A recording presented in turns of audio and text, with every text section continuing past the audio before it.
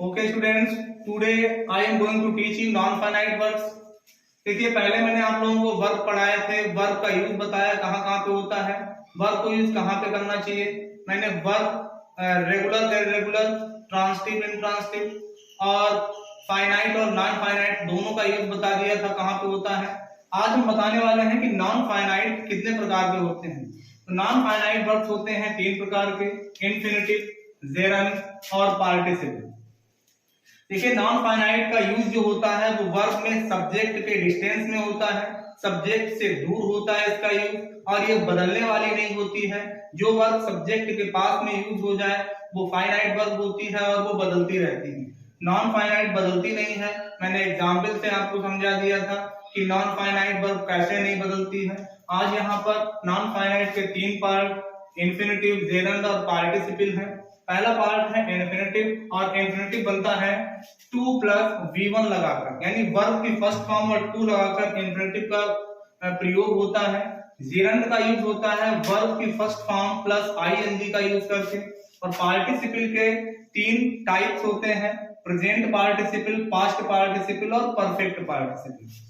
Present participle V1 plus ING यानी verb की first form plus ING लगाकर बनता है। पास्ट पार्टिसिपल में सदैव वर्ब की थर्ड फॉर्म का यूज होता है। Perfect participle having plus V3 यानी वर्ब की थर्ड फॉर्म का यूज करके बनाया जाता है। सबसे पहला पार्ट है आपका इन्फिनिटिव। इन्फिनिटिव 2 प्लस V1 का यूज करके बनता है, और देखना है ये कि जब 2 प्लस वर्ब की फर्स्ट फॉर्म का यूज करके जब इन्फिनिटिव बनाया जाता है तो या तो ये सब्जेक्ट का कार्य करता है और या फिर ये ऑब्जेक्ट का कार्य करता है। सदैव वर्ब जो है वो हिंदी में ना लगाकर बनती है, जैसे खेलना, कूदना, बैठना, उठना। वैसे ही इसमें जो है जैसे टेंस में या कोई भी सेंटेंस में हम जब किसी सेंटेंस में इसका यूज करते हैं, जैसे वह जाता है, तो जाता है ये वर्ब टेंस के आधार पे चेंज हो जाती है। जब ये पास्ट में तो गया हो जाती है, वह गया या वह जाता था। जब ये परफेक्ट में आती है तो जा चुका था या फिर जा चुका होगा, फ्यूचर में हो जाती है। लेकिन जो वर्ब ना लग के बनती रहे, यानी इसमें जाना, बैठना, उठना हो जाए, यूज हो जाए, वही इन्फिनिटिव होती है। और ये सब्जेक्ट के रूप में भी कार्य करती है और ऑब्जेक्ट के रूप में भी कार्य करती है। वर्ब जैसे गो हो गया, गो मीन्स जाना नहीं होता, गो मीन्स होता है जाओ। सिट मीन्स बैठना नहीं होता है, सिट मीन्स होता है बैठो। ईट मीन्स खाना नहीं होता है, ईट मीन्स होता है खाओ। लेकिन जब हम जाना की अंग्रेजी देखते हैं तो जाना की हो जाती है टू गो। उसी टाइप से टू सिट बैठना, टू गो मीन्स जाना, टू ईट मीन्स खाना। तो जब हम खाना, जाना, बैठना, उठना, ETC का यूज करते हैं तो हम सदैव क्या यूज करते हैं, टू, यानी वर्ब की फर्स्ट फॉर्म से पहले टू लगा देते हैं। उसी टाइप से यहाँ पर क्या है, to play is useful. To play means खेलना, इज माने है, यूजफुल मीन्स उपयोगी, खेलना उपयोगी है। तो ये वर्ब की फर्स्ट फॉर्म लगी है और उससे पहले हमने टू का यूज कर दिया है, ये इन्फिनिटिव बन गया है। यहाँ पे इन्फिनिटिव जो है ये सब्जेक्ट का कार्य कर रहा है। उसी टाइप से यहाँ पे इन्फिनिटिव ऑब्जेक्ट का कार्य कर रहा है। प्ले वर्ब की फर्स्ट फॉर्म से पहले टू का यूज हुआ, यहाँ पे ऑब्जेक्ट का कार्य कर रहा है। और टू प्ले इज यूजफुल ये सब्जेक्ट हो गया। आई वांट टू प्ले, मैं खेलना चाहता हूँ, ये ऑब्जेक्ट के रूप में यूज हुआ है। यानी वर्ब की फर्स्ट फॉर्म से पहले टू का यूज हो जाए तो फिर वो हो जाता है इन्फिनिटिव। यहाँ पे आ जाता है जेरंड। जेरंड क्या होता है, जेरंड वर्ब की फर्स्ट फॉर्म प्लस ING लगाकर बनता है।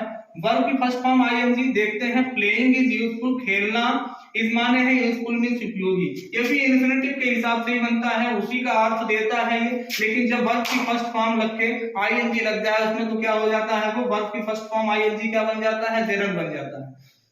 देखिए, जेरंड में वर्ब की फर्स्ट फॉर्म प्लस ING लगता है। यहाँ पे देखते हैं प्लेइंग इज यूजफुल, तो फिर खेलना यूजफुल है, खेलना उपयोगी है। उसी टाइप से खेलना उपयोगी है ये भी था, लेकिन इसमें टू प्लस वर्ब की फर्स्ट फॉर्म लगा था, इसमें वर्ब की फर्स्ट फॉर्म प्लस ING लगा है, तो ये जेरंड हो गया। ये इन्फिनिटिव था, दोनों का अर्थ सेम है। वर्ब की फर्स्ट फॉर्म में ING लग जाए तो वो जेरंड बन जाता है। उसी टाइप से running is good for exercise. Running is good for exercise. Running means दौड़ना, इस माने है, good for exercise, good means अच्छा होता है, फॉर एक्सरसाइज मीन्स होता है व्यायाम के लिए, यानी दौड़ना, इसमें भी ना लग गया। और ये दोनों सब्जेक्ट के रूप में कार्य कर रहे हैं और ING का यूज है, ये हो गया जेरंड। अब आते हैं पार्टिसिपल। पार्टिसिपल मैंने पहले ही बता दिया, 3 प्रकार के होते हैं, प्रेजेंट पार्टिसिपल, पास्ट पार्टिसिपल और परफेक्ट पार्टिसिपल। प्रेजेंट पार्टिसिपल जो होता है वर्ब की फर्स्ट फॉर्म प्लस आईएनजी लगाकर बनता है। पास्ट पार्टिसिपल में सदैव वर्ब की थर्ड फॉर्म का यूज होता है और परफेक्ट पार्टिसिपल में हैविंग प्लस वर्ब की थर्ड फॉर्म का यूज होता है। प्रेजेंट पार्टिसिपल जो होता है वो जैसे टेंस के आधार पे he is reading a book. Present participle सदैव प्रेजेंट कॉन्टिन्यूअस या पास्ट कॉन्टिन्यूअस कहते हैं कि कॉन्टिन्यूअस में यूज होता है। जैसे रीड में आईएनजी लग गया तो ये प्रेजेंट पार्टिसिपल हो गया, कॉन्टिन्यूअस में इसका यूज होता है। प्रेजेंट पार्टिसिपल का यूज हम एडजेक्टिव के रूप में भी करते हैं, जैसे ही इज या फिर आई saw a running boy. I saw a running boy, I means मैंने, सा मीन्स देखा, ए बॉय एक लड़का, मैंने एक लड़का देखा। यहाँ पर एडजेक्टिव का यूज नहीं है, लेकिन आई सा ए रनिंग बॉय, मैंने दौड़ता हुआ लड़का देखा। तो इस लड़के की विशेषता है कि वो दौड़ता हुआ था, यानी एडजेक्टिव के रूप में आईएनजी लग के ये पार्टिसिपल का यूज हुआ।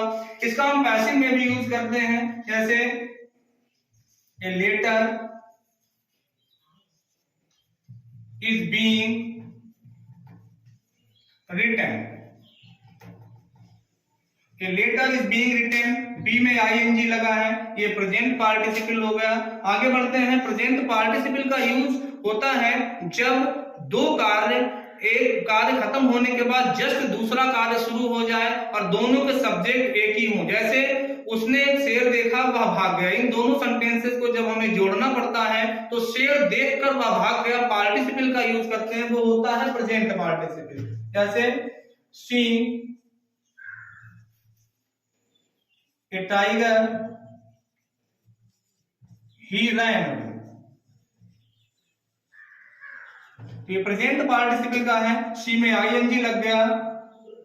तो जब प्रेजेंट पार्टिसिपल कंटिन्यूअस में भी यूज होता है, एडजेक्टिव के रूप में भी होता है, पैसिव के यूज में भी होता है, और जब दो सेंटेंस आपस में जोड़ने हो, एक कार्य खत्म होने के तुरंत बाद दूसरा कार्य शुरू हो रहा हो, तब भी हम प्रेजेंट पार्टिसिपल का यूज करते हैं। बात आती है परफेक्ट पार्टिसिपल या पास्ट पार्टिसिपल की। तो पास्ट पार्टिसिपल का कहां पे यूज होता है, देखते हैं पास्ट पार्टिसिपल का यूज कहां पे होता है। पास्ट पार्टिसिपल ये वर्ब की थर्ड फॉर्म के रूप में कार्य करता है। ये परफेक्ट में इसका यूज होता है, जैसे he has written a letter, he has written a letter. तो ये वर्ब की थर्ड फॉर्म लगी है। परफेक्ट में सदैव पास्ट पार्टिसिपल का यूज होता है। पास्ट पार्टिसिपल का यूज एडजेक्टिव के रूप में भी होता है, जैसे it is a fried fish, यानी यह एक तली हुई मछली है। यह एक मछली है तो ये सेंटेंस है, लेकिन यह तली हुई मछली है। मछली की विशेषता है तला होना, तो ये थर्ड फॉर्म लग गई, ये भी पास्ट पार्टिसिपल में है। पास्ट पार्टिसिपल का प्रयोग हम पैसिव में भी करते हैं, जैसे a letter is written by him.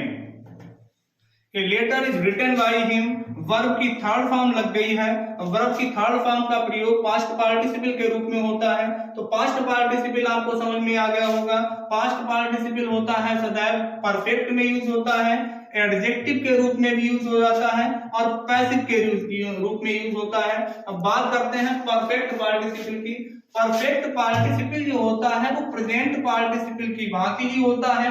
Present participle में एक कार्य समाप्त होने के तुरंत बाद दूसरा कार्य शुरू होता है, लेकिन परफेक्ट पार्टिसिपल में एक कार्य समाप्त होने के तुरंत बाद दूसरा कार्य शुरू ना होकर उसमें समय अवश्य लगता है, और जब समय लग जाए तो वो परफेक्ट पार्टिसिपल का होता है। उसमें हम हैविंग और वर्ब की थर्ड फॉर्म यूज करके वाक्य या सेंटेंस कंप्लीट करते हैं। बात आती है जैसे उसने पुस्तक पढ़ी, वह स्कूल चला गया। पुस्तक पढ़ने के बाद तुरंत स्कूल नहीं गया, उसको कुछ समय लगा, और जब समय लगता है तो परफेक्ट पार्टिसिपल का होता है। सब्जेक्ट प्रेजेंट पार्टिसिपल और परफेक्ट पार्टिसिपल के समान होते हैं। सेंटेंस से देखते हैं, जैसे having read a book. He went to school.